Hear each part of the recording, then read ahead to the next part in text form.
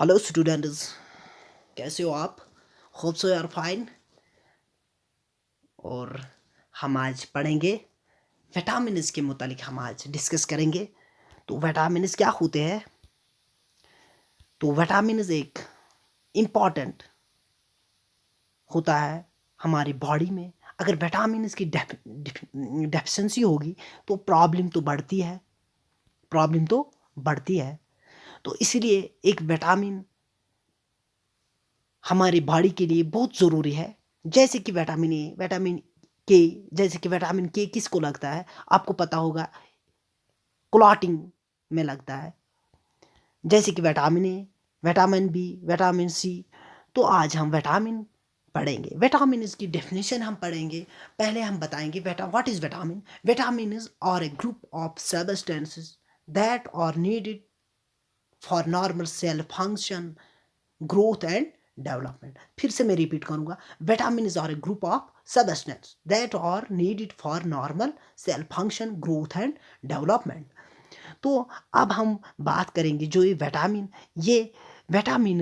Are designated by alphabets. जैसे कि आपको देखा होगा कि इसमें विटामिन ए होता है, जैसे कि विटामिन सी होता है, वैसे ही ये डिजिग्नेट एज अल्फ़ाबेट्स करते हैं। तो अब हम क्लासिफिकेशन विटामिन्स की पढ़ेंगे। विटामिन्स कितने टाइप के होते हैं? दो टाइप के होते हैं, fat soluble vitamins and water soluble vitamin. तो वाटर फैट सॉल्युबल विटामिन कौन कौन होता है? ए, डी, ई, के। ये आप लिख के रखना। कौन कौन होता है? ए, डी, ई, के। तो अब हम वाटर सॉल्युबल विटामिन्स की बात करेंगे। अभी तक किसकी बात करते थे हम? फैट सॉल्युबल विटामिन्स की। अब हम बात करेंगे विटामिन वाटर सॉल्युबल विटामिन्स की बात करेंगे। तो कौन कौन होता है? बी एंड सी। ये आप लिख के रखना, बहुत ही इंपॉर्टेंट है, बहुत ही इंपॉर्टेंट है। ये नीट में भी आ सकता है, ये एंट्रेंस, किसी भी एंट्रेंस में भी आता है। आप कोई भी एग्ज़ाम दे दो, ये इसमें बहुत ही इंपॉर्टेंट है। जे के भोपी बीएससी नर्सिंग के लिए भी बहुत ही इंपॉर्टेंट है, बहुत ही इंपॉर्टेंट है। चलो अब हम बात करेंगे विटामिन ए की। विटामिन ए क्या होता है? विटामिन ए की डेफिशिएंसी क्या होती है? कहाँ से ये मिलता है? क्या खाएंगे हम तो वहाँ हमको विटामिन ए आएगा? तो फिश भी खा सकते हैं, कैरट भी। बहुत से लोग जब हम घर में होते हैं तो आप गाजर खाओ, गाजर खाओ। ये आपके आँखों की रोशनी के लिए बहुत ही इंपॉर्टेंट है। तो इसीलिए आप कैरट भी खाना, बटर एंड मिल्क भी, दूध भी पीना। चलो, उसकी क्या होती है? Xerophthalmia, hardening of night blindness. B one की बात करेंगे, कहाँ से आता है? यीस्ट खाओ, मिल्क खाओ, यहाँ पे आप देख सकते हो क्या क्या खाओ।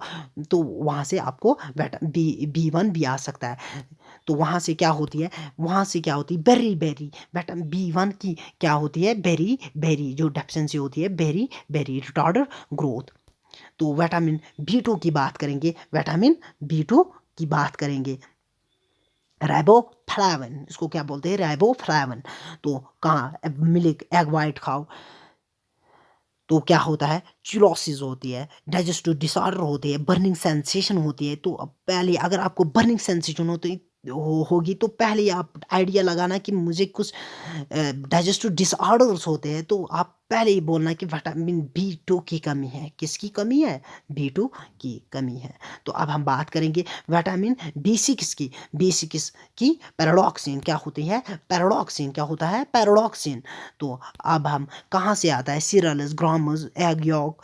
तो कन्वर्जन होते हैं, जो डेफिशिएंसी होती है कन्वर्जन होती है। तो अब हम बात करेंगे विटामिन बी12 की। बी12 क्या होते हैं? Anaemia, RBC deficiency in haemoglobin. तो अब हम विटामिन सी की बात करेंगे। तो बहुत से लोग आपको बोलेंगे आपको भाई विटामिन सी की कमी है। आपके गम्स में, आपके जब आप ब्रश करते हो सुबह सुबह सवेरे, तो आपको बुल्लड़ वहाँ से आता है। क्या प्रॉब्लम है भाई? तो आपको यही प्रॉब्लम है कि बोलना कि मुझे तो भाई विटामिन सी की प्रॉब्लम है। तो आप विटामिन सी खाइए, आप नींबू खाइए ज़्यादातर, तो वहाँ से आपको विटामिन सी आएगा। तो स्कर्वी, ब्लीडिंग, गम्स।